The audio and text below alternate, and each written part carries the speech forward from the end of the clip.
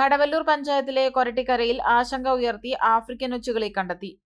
കൊരട്ടിക്കര ഒറ്റപ്പിലാവ് റോഡിൽ വ്യാപാര സ്ഥാപനം നടത്തുന്ന പൊതുപ്രവർത്തകൻ കൂടിയായ പുല്ലൂർ വളപ്പിൽ മുഹമ്മദ് സ്ഥാപനത്തിന് സമീപത്തെ വഴിയിൽ ശുചീകരണ പ്രവൃത്തികൾ നടത്തുന്നതിനിടയിലാണ് ഒച്ചിനെ കണ്ടെത്തിയത്.